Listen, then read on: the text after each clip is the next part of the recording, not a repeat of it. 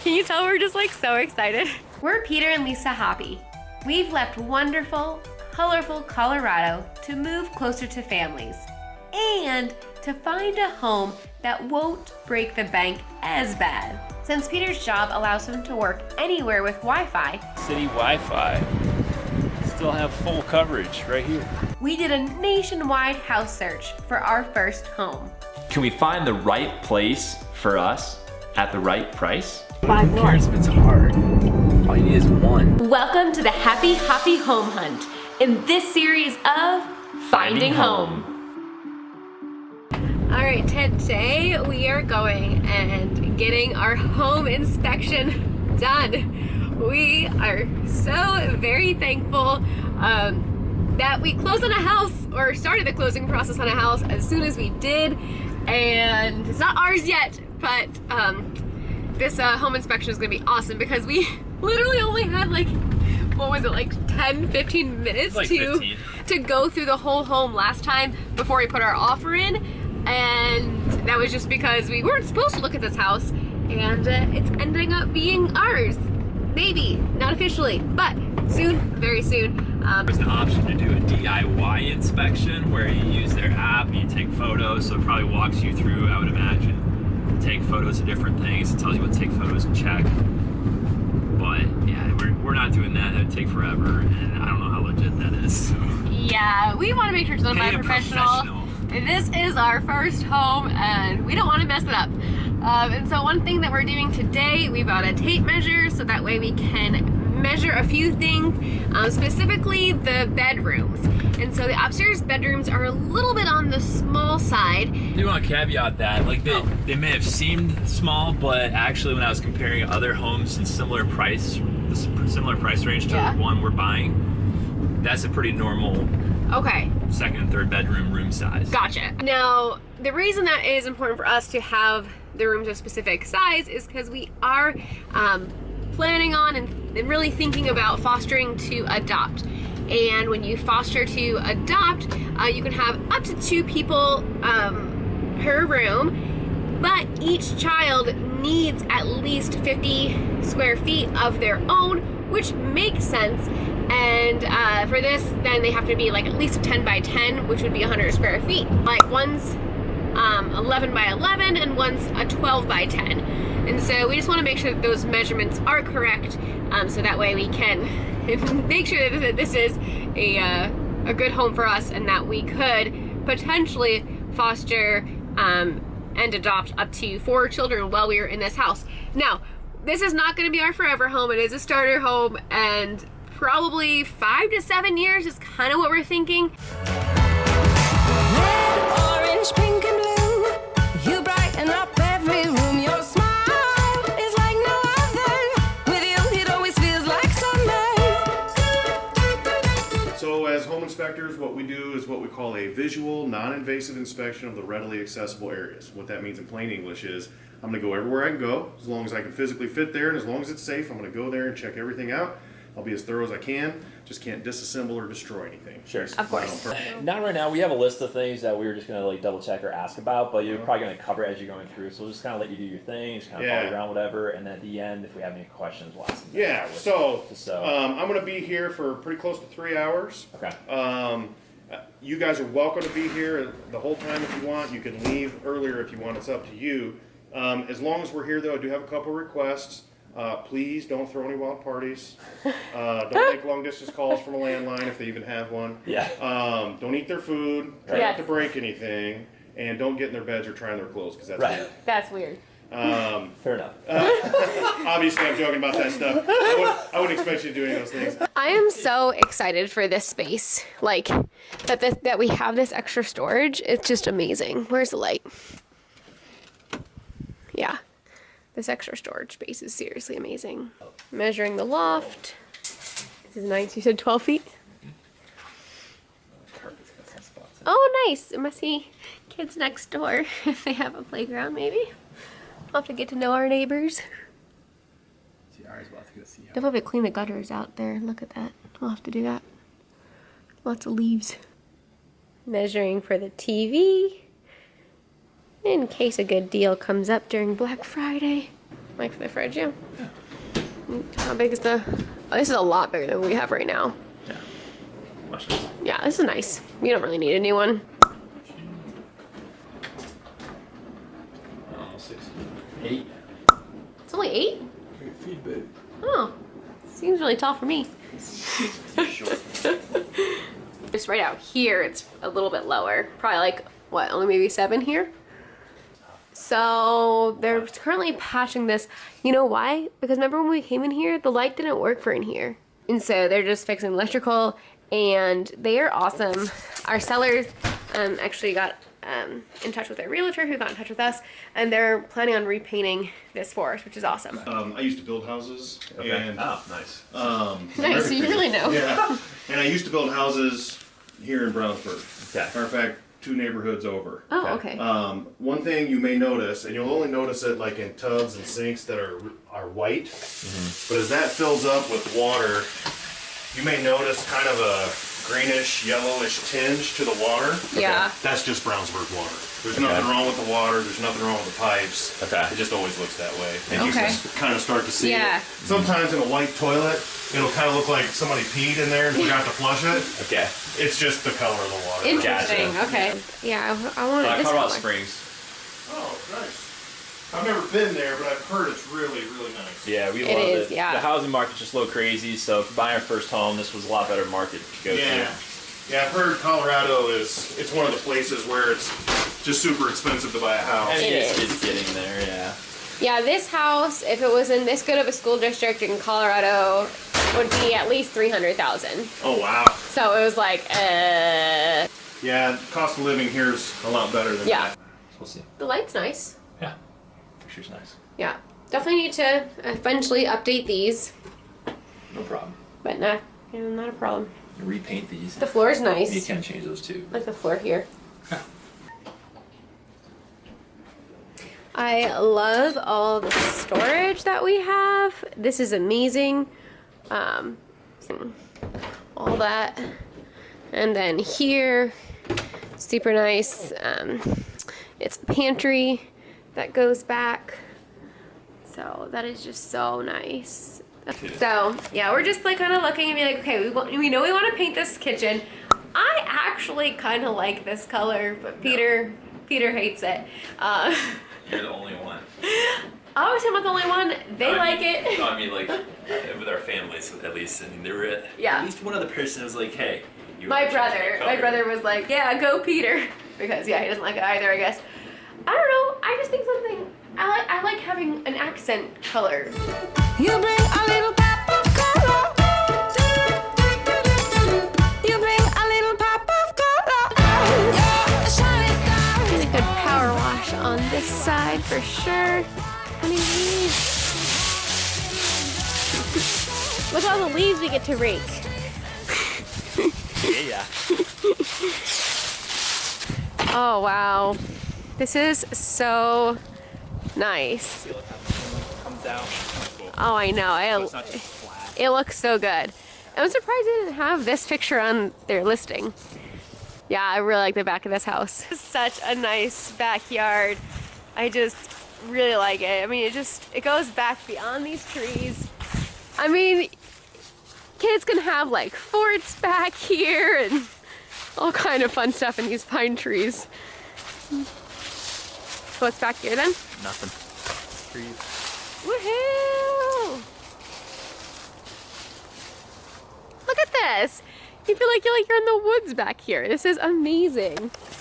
I love that we have no backyard neighbors. Like most of the houses we were looking at in our price range, you know, they're in a neighborhood, and so then you got backyard neighbors, and we're like, all right, we'll just have to, you know, manage with that.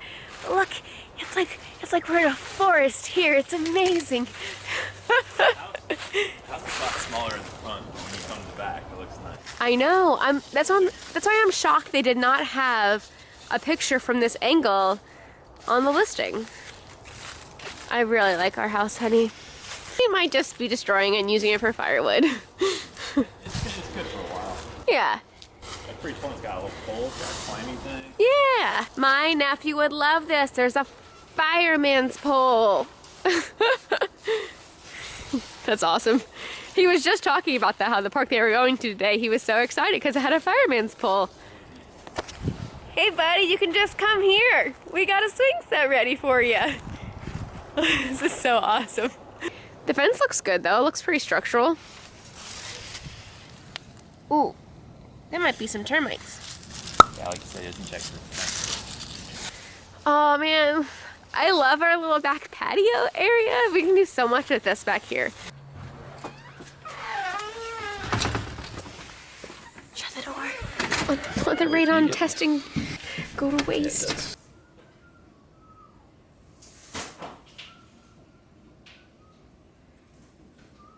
Getting their water, and it's all fed out of creeks and stuff. There's like a lot of limestone and things in Indiana, a lot of shale, and so all that stuff gets into the water, and so we just have hard water here in central Indiana. So highly recommend getting a water softener. Okay. Out at the AC unit, the cooling lines outside, they're missing some of the insulation. Oh, on the cooling okay. lines. They have to make a hole for the lines to go through, but they're supposed to fill in the gaps, the extra gaps around the pipe.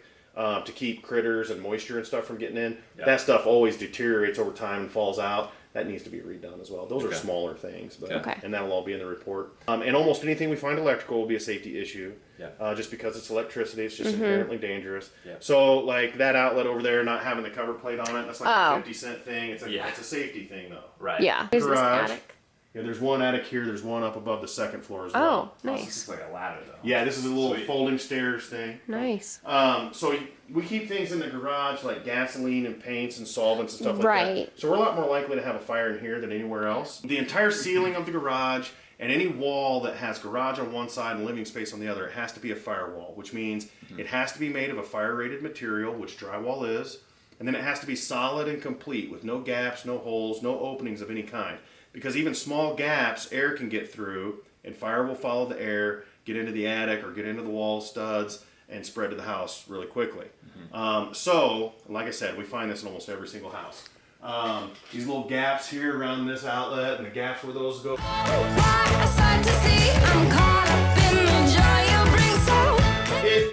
It's a really good insulation. 6 to 8 inches is fine in a house this age. Yeah. 2012 they passed a new energy code, so building houses today you'd have to have more than that. How much do you recommend? Well, like with the new energy code, the minimum is 12.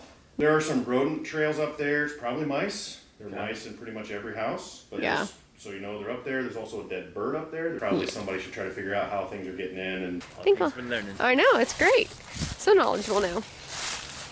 How often do people usually spray it down? Just when it starts to be noticeable. Really? So every 2 or 3 years. Okay. I usually tell people anything outside that's painted and caulked should be repainted and recaulked about every 3 to 5 years. It's all crawl space. They're not waterproofed at all. And they're dirty and gross, so nobody wants to go in there, so nobody does go in there. And so if something's going on in there, you don't know about it for years because nobody goes in there. And then at that point, it's a big problem, is a big deal. You know? So I just tell people, just don't do crawl spaces. This little thing, because I get this question all the time, this is a photocell. And so it's going to turn on the lights for the garage. Some neighborhoods require that because it's part of how they keep the neighborhood lit, and they don't have to put in as many street lamps like you have down there. My neighborhood's that way. They only have street lamps at the intersections. So these will automatically come on? So they automatically come on. When it gets dark, the photocell notices that, and the lights come on. And then as it gets light, they go off. Now it's cloudy, and this thing's older, and so the lens is a little cloudy. So they might not be working as efficiently as possible. So but probably swap it out. You can. It's a real easy thing to swap out. Does that need to be winterized or no? No. These are frost-proof. Okay. Oh, really? Yeah. See this water coming out down here? Oh, yeah, so it keeps draining out. It'll drain all the water out of it. Oh, wow. When they installed that, the pipe is at an angle. Yeah. And when you turn this knob, you're actually turning a valve back here that's on the warm side of the wall. Oh, cool. And because it's pitched, you shut the valve off here and the water runs out. Nice. And now there's no water on the cold side to freeze. Awesome. Here's the W to let you know that the water is right here. Woo! And then he's checking out the sewer because right here there is an S for the sewer. So that's cool. I've never noticed that neighborhoods before. I feel like they're doing a really thorough inspection. I'm happy. Good. Glad you're happy. Yeah. I think you're doing a great job. You bring a little pop of color. You bring a little pop of color. When you smile, it feels like. All right, we just finished our inspection. No major things. Like a couple of things that they should be changed, but nothing too crazy. So I would say overall, that was really great. I did not realize it was going to take 3 hours. Like I thought an hour, I was concerned. I was like, I want to make sure they do a thorough job. Goodness. And we actually went overtime because we were talking, and he was awesome. So Yeah, it's almost 30 minutes past. I know, almost 30 minutes. I hope we didn't make him late for his next. He must not have had a 3 o'clock. Maybe that's why he went a little over. He did such a good job. I'd recommend Cornerstone Inspection Services if you are in the area. He has a whole report with pictures of things that need to be, tweaked, or just most of it's going to be stuff that we'll take care of. Small maintenance But things. there are a couple of things that we're going to ask them, like the GFI outlets. We'll talk probably. to Matt. We're going to talk to our realtor Yeah. and see what we should ask for and what we shouldn't. Yes, because, and our home inspector said it as well, the market here is a pretty hot market right now, and so you do not want to be difficult buyers to where they're like, yeah, no, we don't want to go with you if you're asking us to change all these 50-cent things, or that's what he said, one of the things that we need is 50 cents. So it's we can get that. Yeah, we'll talk to Matt. We want to make it a win-win. So, yep. All right, so that ends this episode of the home inspection. I know it was super long. It was very informative. Hope that you learned something. I know that I learned a whole lot. I had no idea what to expect going to this home inspection, but it was great. And our home inspector, he was awesome. Yes, it's only 3:30, but we're getting dinner. All right, we're going to get the number 7 combo, and let's get a chocolate chip cookie dough. Is that the right one? Whatever one you want. All right. Oh, sorry. Can we switch that to the Nutella shake, please? All right. Couldn't get you anything else. That's it. All right. $9.74. All right, and wouldn't you know, we have a gift card. And it's just under $10, so it's perfect. Yeah.